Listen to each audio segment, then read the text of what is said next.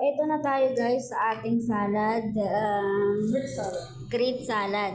Ang Ang gagamitin natin, baby roca. Ito, nilagay na natin sa ating plate na beautiful. Yun naman iba, pwedeng lettuce. Pwede ring lettuce.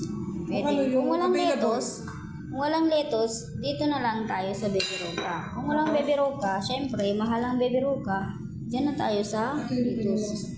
So, ipapakita ko sa inyo ang ating mga sangkap.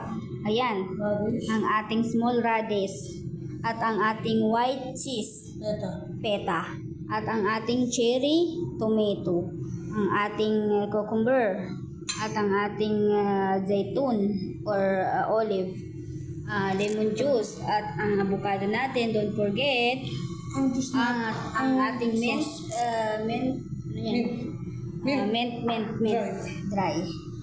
So, ang ating sauce, ang magiging sauce natin ay lemon juice at ang ating mint dry at ang ating olive oil. So, ayan na, kukuha na tayo ng olive oil. At siyempre, asin at paminta, hindi mawawala ang ating pampaslasa. So, ayan, maglalagay tayo ng konting asukal para mag-balance ang ating pampalasa. I-mix lang natin dito sa ating lemon juice. So, yan ang magiging sauce natin. So, bye! Ipapakita ko sa inyo kung paano gawin yan. Kaya natin na small radish. Mapait kasi ito. Oo. Mapait kasi yan.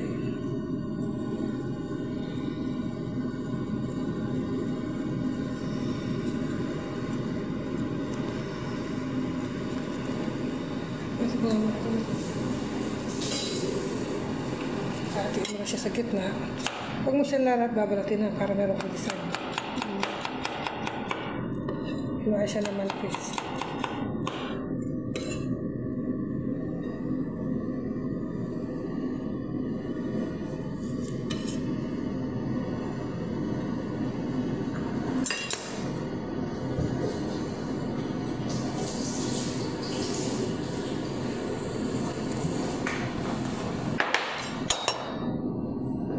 Ano ang hiwa niya dito? Haba?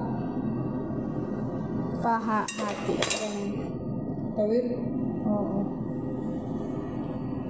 Ano? Basta sabi. Mga 3 hati. Tawid. Tawid siya. Ganun.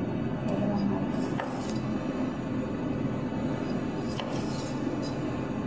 Pahaba ang ano niya.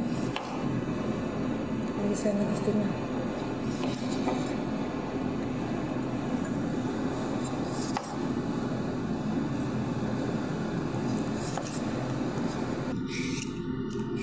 Ito na ang ating cucumber.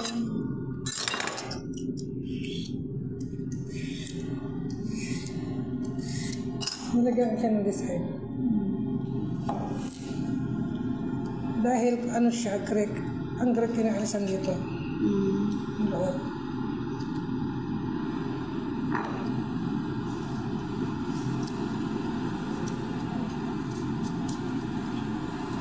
Tapos, hiwa mo siya ng pag-ganyan.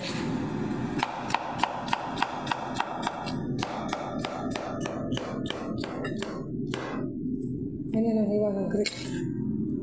Ganyan siya.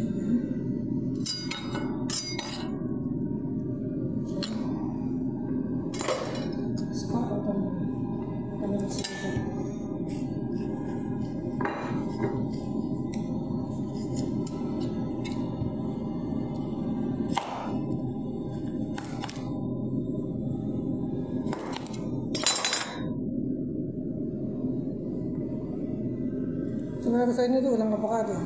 Marami. Marami. Yun talagang kailangan na matanda, avocado.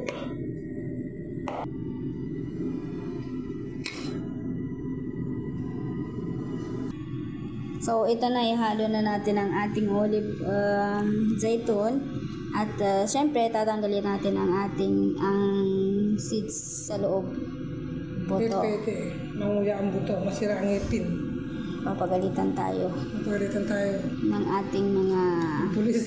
pulis. Huhuliin tayo ng mga pulis.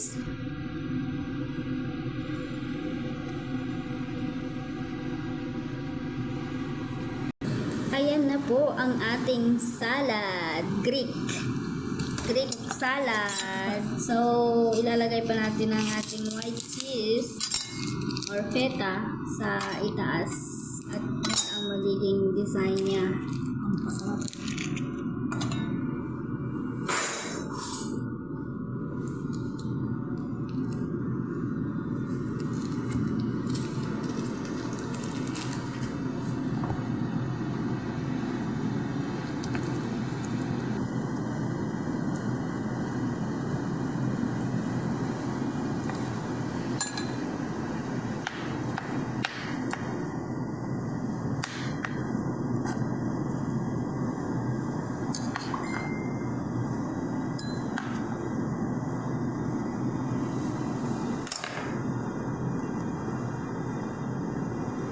Yan.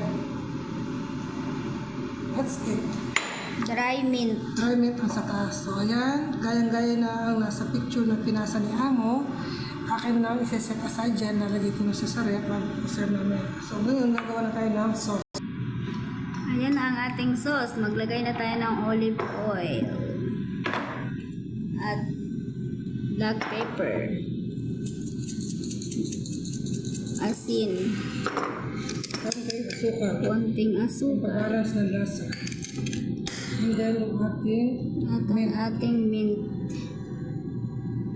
Siyempre, don't forget Mix the it. dry And mint then mix it. and mix.